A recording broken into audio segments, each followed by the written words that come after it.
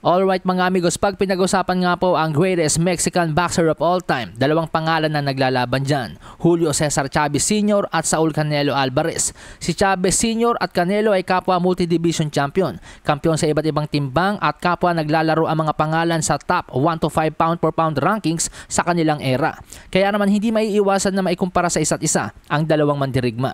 Pero sa naging panayam kay Julio Cesar Chavez Sr. sa ESPN Knockout, sinabi ni Chavez ang tila kakulangan kay Canelo bagamat tiyak naman daw na magiging legend si Canelo sa inaharap. Ayon kay Chavez Sr., we have to let him finish his career. He's going to be a legend. He's going to be a legend. And unfortunately, one word is missing for the people of Mexico to surrender completely to him. Canelo has divided Mexico, some who love him, others who don't. And with all due respect, that didn't happen to me. I always had Mexico with me and I still have it. Thank God, wika ni Julio Cesar Chavez Sr. Yung one word missing na sinasabi ni Julio Cesar Chavez Sr. mga amigos, bagamat hindi rektahan pero pakiwari ko po ay yun laban kay Benavides yun, na magpasa hanggang ngayon ay ang hamon na hindi pa rin matanggap-tanggap ni Canelo. So posibleng isa yon sa dahilan kahit ang buong Mexico ay hati ang opinyon pagdating sa pagiging all-time great ni Canelo.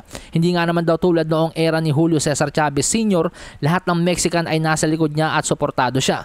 Kay Canelo kasi kahit Mexican legend like Juan Manuel Marquez ay bistado nga po yung pagiging cherry picker ni Canelo kaya't hindi sumusuporta sa kanya. Samantala sa iba pang balita mga amigos, kasado na nga po sa November 16 sa Riyadh, Saudi Arabia ang Unification Cruiserweight Championship sa pagitan ni na WBA World Cruiserweight Champion Gilberto Zurdo Ramirez at WBA World Cruiserweight Champion Chris Billam-Smith. So isang makasaysayang laban na naman po para kay Gilberto Zurdo Ramirez. Kung atin pong matatandaan, ito pong si Gilberto Zurdo Ramirez ay ang kauna-unang Meksikanong nagkampiyon sa Super Middleweight Division. Siya rin ang kauna-unang Meksikanong naging World Champion sa Cruiserweight Division. Ngayon naman po mga amigos, kapag tinalo niya itong si Chris Billam-Smith, siya po ang magiging kauna-unang Mexican na naging Unified World Champion sa Cruiserweight Division.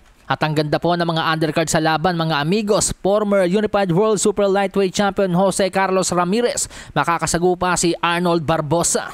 William Cameron Cepeda, makakasagupa ang former World Champion na si Tevin Farmer.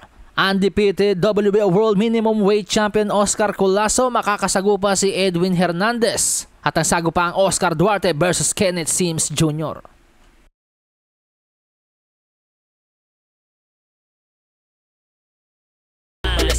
Ng baraha, patunayan mo sa'kin ha.